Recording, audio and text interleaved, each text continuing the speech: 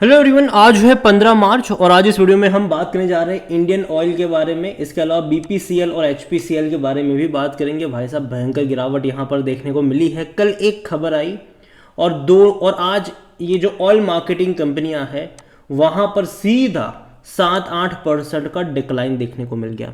बात करेंगे उसके बारे में कि वजह क्या है। 2 रुपए भले ही घटाए गए हैं लेकिन उसके चलते इतना बड़ा करेक्शन क्यों। तो देखिए, वीडियो को शुरू करो उससे पहले अगर आपने अभी तक चैनल को सब्सक्राइब नहीं किया है तो प्लीज़ अभी इसे सब्सक्राइब कर लीजिए, क्योंकि आगे भी बहुत सारे वीडियोस हैं जो आपको काफ़ी ज़्यादा हेल्प करेंगे।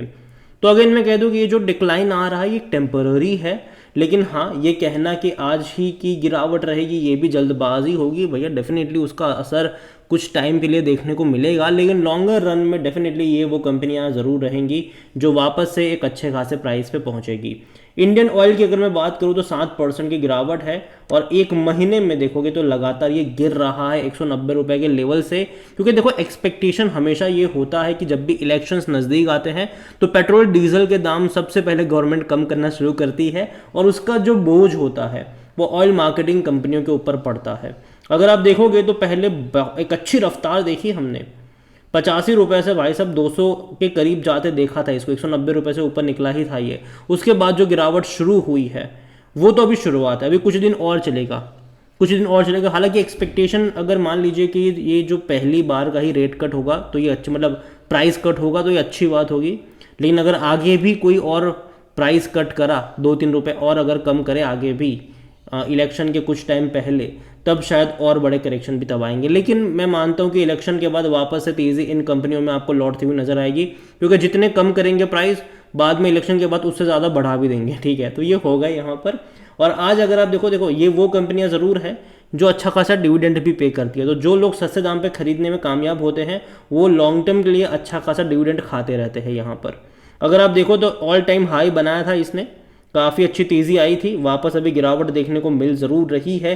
देखते हैं कि ये अब गिरावट कहाँ तक जाती है। उम्मीद करते कि जल्दी रुके, लेकिन अगर आप देखोगे तो जल्दी रुकने का नाम नहीं ले रहा है। लगातार पहले भी गिरावट आई, अटेम्प्ट करा, कोशिश करी, वापस गिरा, तेज़ी आई और आज कल के 2 रुपए जो कट करे हैं गवर्नमेंट ने पेट्रोल और डीजल के ऊपर, उसके चलते एक बहुत बड़ा यहाँ पर डिक्लाइन है। और सबसे बड़ी बात यहाँ पर ये है कि ये जो 2 रुपए कट कर रहे हैं, जनरली होता ये है कि गवर्नमेंट जब भी प्राइस कट करती है पेट्रोल और डीजल में तो आधा खर्चा गवर्नमेंट बेयर करती है, आधा खर्चा ऑयल मार्केटिंग कंपनी बेयर करती है। लेकिन अभी खबर ये आ रही है कि सारा का सारा जो खर्चा होगा वो इन्हीं को भुगतना पड़ेगा।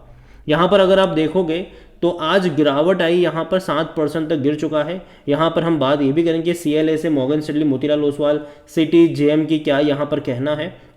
तो यहाँ पर अगर आप देखो तो गिरावट तो है इन कंपनी में, लेकिन जनरली जैसे कि मैंने कहा कि जब भी गवर्नमेंट मान लो कि प्राइस कम करते हैं, जैसे कि 2 रुपए कम करे, ठीक है, तो होता यह है कि 1 रुपए का खर्चा गवर्नमेंट अपने तरफ से देगी, 1 रुपए ऑयल मार्केटिंग को देने पड़ेंगे। लेकिन यहाँ पर ऐसा है कि there is no relief excise duty from central government and it seems the price cut will be borne wholly by the OMCs। जो भी होगा वो सिर्फ और सिर्फ OMC को करना पड़ेगा। यहाँ पर देखिए, जो blended gross marketing margin based on today's price was 3.4 rupees per liter which will be now slightly below 2 rupees। तो ये जाहिर से बात है आधा हो गया इनका तो सीधा सीधा यहाँ पर। और यहाँ पर देखो कि सेठ मोतीलाल ओसवाल फाइनेंशियल, मतलब उनका ये कहना है कि we maintain our earning assumption for now despite the price cut. उनका ये भी कहना है, उनका ये कहना है कि we expect a negative stock price reaction for OMCs near term given the retail price cut and recent elevated Brent crude price. अगर आप देखोगे जो $85 पर बैरल यहाँ पर देखने को मिल रहा है, यहाँ पर ये भी कहेंगे we believe marketing margin can again even post the price cuts recover to about 3 rupees per litre. बाद में ये रिकवर भी हो जाएगा, ये उनका कहना है। HPCL में seen a negative near term impact, उनका ये कहना है CLSA का, on integrated margin and one should look accumulate the stock on correction. हालांकि मॉर्गन स्टैनली का ये भी कहेंगे देखो भैया करेक्शन में खरीदारी करने के मौके बनेंगे। दूसरी तरफ CLSA का ये कहना है कि सेल रेटिंग है ऑन ऑल 3 लैंडिंग OMCs, चाहे वो HPCL हो, BPCL हो और इंडियन ऑयल हो। The 2% cut in retail price of diesel and petrol could be big D rating event, ये उनका कहना है। और यहाँ पर जाहिर सी बात है जब भी ऐसा कुछ होता है दिक्कत आती है, मार्जिन पे दबाव पड़ता है। इससे पहले भी जब ऐसा हुआ था तो इवन लॉस में चली गई थी ये कंपनियां कुछ टाइम के लिए। यहाँ पर जेएम फिनेंशियल्स की अगर आप बात करोगे तो उनका कहना है कि जो रिस्क टू रिवॉर्ड है वो अनफेवरेबल होने वाला है और सेल कॉल रेटिंग उनकी मेंटेन रखी हुई है। इंडियन ऑयल में टारगेट प्राइस इनका दिया हुआ है 145 रुपीज़। एचपीसीएल का टारगेट प्राइस 400 रुपये का है। और यहाँ पर अगर आप देखोगे तो डोमेस्टिक ब्रोकरेज ने होल्ड करने की सलाह दी है बीपीसीएल में और टारगेट प्राइस है 565 रुपये के आसपास का। तो देखते हैं कि क्या होगा, लेकिन हाँ जाहिर सी बात है नेगेटिव चीज़ है ज़रूर। और जनरली पूरा का पूरा ये जो बोझ है वो ऑयल मार्केटिंग कंपनी के ऊपर पड़ने वाला है। और हालांकि ये चीज़ एक्सपेक्टेड थी कि ऐसा होगा, इलेक्शन से पहले होता ही है ये। और जहाँ तक अगर आप वॉल्यूम देखोगे तो आज तकरीबन 3 करोड़ के आसपास से शेयर ट्रेड होते नजर आ रहे हैं इंडियन ऑयल कॉरपोरेशन में। और इस मार्केट कैप है वो इसका 2,23,000 करोड़ के आसपास का है। और जैसे कि मैंने कहा कि ये कंपनियों में फ़ायदा तब होता है जब आपकी बाइंग प्राइस सस्ते लेवल पर हो, क्योंकि ये वो कंपनी है जो भर भर के डिविडेंड पे आउट करती है। अगर आप देखोगे तो 2023 में इसने 8 रुपये का डिविडेंड आपको पे करा था, पहले 3 रुपये फिर 5 रुपये 8 रुपये। उससे पहले 2022 में 4 रुपये फिर 2 रुपये 40 पैसे। तो डिविडेंड अच्छा पे करता है ये। और आपको पता होना चाहिए कि भैया 50 55 60 रुपये पर भी ये मिल रहा था।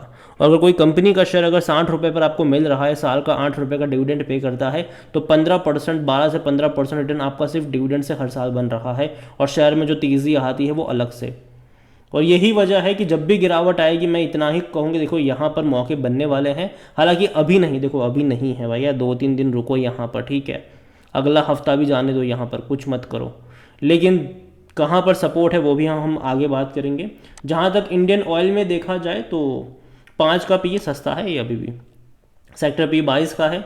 40% एनालिस्ट कहते हैं खरीदारी करो। फिनेंशियल्स अगर आप देखोगे तो बहुत ही अच्छे थे इनके फिनेंशियल्स। लास्ट क्वार्टर में 9,000 करोड़ का प्रॉफिट था, उससे पहले 13,000, उससे पहले 14,000 करोड़। और ये काफ़ी अच्छे नंबर्स थे इनके। और 2 लाख करोड़ के आसपास के रेवेन्यू थे। लेकिन इससे पहले भी जब इलेक्शंस आए थे, इलेक्शन वाला जब माहौल था, प्राइस कट वगैरह कम हुए थे, हालांकि तब प्राइजेस वगैरह बढ़ गई थी, तब देखिए 990 करोड़ का लॉस भी हुआ था इनको एक क्वार्टर में। उससे पहले 280 करोड़ का लॉस भी था। हालांकि रेवेन्यू तब ज़्यादा थे, लेकिन देखो कि अगले ही बाद में क्या हुआ, प्रॉफिट बढ़ना शुरू हो गया। इवन आंधी की तरह भागा इनका प्रॉफिट। तो मुझे लगता है कि इलेक्शन तक का जो मामला होगा वो डेफिनेटली इस कंपनियों के लिए थोड़ा बहुत प्रेशर वाला रहने वाला है। लेकिन इलेक्शन के बाद याद रखिएगा प्राइस बढ़ जाएंगे, ठीक है। जो पेट्रोल डीजल के जितने कम करेंगे ना उससे ज़्यादा बढ़ा देंगे बाद में, तो इनका मार्जिन वापस से बेटर हो जाएगा और वापस से तेज़ी वाले आसार यहाँ पर नजर आएंगे। लेकिन अभी ये जो 2-3 महीने हैं वो डेफिनेटली थोड़ा बहुत प्रेशर वाला रहेगा। और इसी महीनों में अगर गिरावट आती और फर्दर डिक्लाइन आता है तो खरीदारी करने के मौके आपको यहाँ पर ढूंढने तो चाहिए ही चाहिए। होल्डिंग के बारे में अगर हम बात करने जाएंगे तो प्रमोटर के पास 51.50% का स्टेक है। प्रमोटर कौन है? गवर्नमेंट है यहाँ पर। 1.75% म्यूचुअल फंड के पास है, 8.29% डोमेस्टिक के पास है, 8.85% एफआईआई लेकर बैठे हैं। और यहाँ पर रिटेल के पास एक्चुअली में कम क्वांटिटी है, सिर्फ 4.71% ही। अदर पार्टीज यहाँ पर 24.91% का स्टेक लेकर बैठे हैं। और इस अदर पार्टीज में एक बहुत बड़ा प्लेयर है ओएनजीसी। ओएनजीसी यहाँ पर बहुत बड़ी क्वांटिटी लेकर बैठे हुए हैं, आपको पता हो तो 19-20% की कम से कम क्वांटिटी ओएनजीसी के पास है। तो ओएनजीसी यहाँ पर कह सकते हैं कि है ज़रूर डेफिनेटली बहुत बड़ी क्वांटिटी लेकर ये बैठे हुए हैं यहाँ पर। और जहाँ तक बात करी जाए इस कंपनी को लेकर, यहाँ पर इंडियन ऑयल कॉरपोरेशन में अगर आप बात करने की कोशिश करें तो यहाँ पर आप 1 साल का ग्राफ देख रहे हो तो भैया लगातार ये भागा था, बाद में गिरावट भी आई। और देखो लंबे समय तक ये 75 की रेंज में था, ठीक है। और जैसे कि मैंने कहा कि कोई कंपनी अगर आपको प्राइस इसका 70-75 हो, 60 रुपये हो, और अगर आपको साल का 8 रुपये का डिविडेंड पे कर रहा है तो भाई साहब वो बेहतरीन डिविडेंड होता है, ठीक है। और इस कंपनी में जो पैसा बनेगा वो सिर्फ और सिर्फ डिविडेंड के थ्रू बनने वाला है। यहाँ पर आज लगातार गिरावट है और अभी गिरावट कंटिन्यू रहेगी। कल तो चलो अच्छी बात है कि सैटरडे संडे आ रहा है, छुट्टी है, मंडे को देखते हैं कि क्या होगा यहाँ पर। लेकिन जब भी सस्ते मिलेंगे ये कंपनियों के शेयर, चाहे वो इंडियन ऑयल हो, चाहे वो एचपीसीएल हो, बीपीसीएल हो, मौके बनेंगे। और मुझे इन सब में ज़्यादा पसंद आता है इंडियन ऑयल कॉरपोरेशन, क्योंकि देखो यहाँ पर बहुत ज़्यादा पोटेंशियल इसलिए भी हो। देखो अगर आपको लगता है कि आने वाले टाइम में भाई साहब इलेक्ट्रिक व्हीकल्स आ जाएंगे, पेट्रोल डीजल के ऊपर लोग वैसे भी कम करेंगे, कंज्यूम मतलब नहीं करेंगे ज़्यादा, तो क्या होगा? तो मैं बता दूँ कि ये वो कंपनी है जो ईवी में भी बहुत बड़े पैमाने पर इन्वेस्ट कर रही है, चार्जिंग स्टेशन सेटअप कर रही है, इवन हाइड्रो में भी बहुत सारा इन्वेस्टमेंट कर रही है ये अभी के टाइम पर। तो ऐसा नहीं है कि जब ये आएगा तो इनका बिजनेस मतलब ठंडा पड़ेगा, नहीं। तब बाकी ऑल्टरनेटिव बिजनेस के ऊपर ये लोग फोकस कर रहे हैं, जिसको लेकर प्रीवियसली मैं कई सारे वीडियोज़ भी बना चुका हूँ जब ऐसी खबर आई थी। यहाँ पर देखो आज मैं इतना कहूँगा कि गिरावट अच्छी है ये, ठीक है, मौके बनेंगे। देखो ऐसे गिरावट में फंडामेंटली स्ट्रांग कंपनियों में, और देखो ये शॉर्ट टर्म का पेन यहाँ पर है। मार्च के नंबर इनके अच्छे आएंगे, जून के नंबर बहुत ख़राब आने वाले हैं इनके, शायद लॉस भी रिपोर्ट कर दे, लेकिन उसके बाद के जो नंबर्स आएंगे वो शायद बेटर होंगे, धीरे धीरे ग्रेजुअली सुधार होगा वहाँ पर, और अच्छी खासे मतलब पैमाने पर बाद में वो डिविडेंड भी पे आउट करेंगे और तेज़ी भी आएगी। तो यहाँ पर मैं इतना ही कहूँगा इस कंपनी को लेकर कि अगर मैं इसका सपोर्ट देखने जाऊँ तो कम से कम मुझे लगता है कि यहाँ पर एटलीस्ट एक लेवल 20% का डिक्लाइन अगर आए, जो कि एक्चुअली में देखा जाए तो 20% का जो डिक्लाइन 190 रुपये से अगर आप देखोगे तो अभी भी आया नहीं है उतना ज़्यादा, लेकिन बहुत जल्दी यहाँ पर वो भी देखने को मिल जाएगा। अगर ये शेयर आपको 140 रुपये से नीचे मिलता है तो मुझे लगता है कि वहाँ से बाय ऑन डिप्स की शुरुआत हो सकती है। अगेन मैं वर्ड यूज़ कर रहा हूँ बाय ऑन डिप्स, मतलब कि 140 पे हो और आपको 1000 शेयर खरीदने हो तो 250 शेयर ऐड करो, उसके बाद हर 10 रुपये के डिक्लाइन पर 250 क्वांटिटी आप चाहो तो लॉन्ग टर्म के लिए ऐड करके चल सकते हो। और अगेन इलेक्शन वाला जब तक माहौल होने वाला है, कहीं ना कहीं थोड़ा बहुत प्रेशर में ये कंपनियां रहने वाली है, तो नज़र रखिएगा। और इसके अलावा मुझे BPCL भी अच्छा लगता है, यहाँ पर भी आपकी नज़र होनी चाहिए, लेकिन जैसे कि मैंने कहा 20% का डिक्लाइन आता है तो उसके बाद ग्रेजुअली 10% के डिक्लाइन पर ऐड करने के मौके आपको यहाँ पर ढूंढ लेने चाहिए। अगेन ये मेरा पर्सनल ओपिनियन है, कोई बाय सेल रिकमेंडेशन नहीं है। वीडियो को यहीं पे एंड करता हूँ, पसंद आया हो तो लाइक करो, शेयर करो, चैनल पर अगर पहली बार है तो प्लीज़ सब्सक्राइब करें। और कौन सी कंपनी तीनों में से आपको पसंद है या फिर आपने इन्वेस्ट करके रखा है वो भी आप मुझे कमेंट में लिख कर बता सकते हैं। Thank you.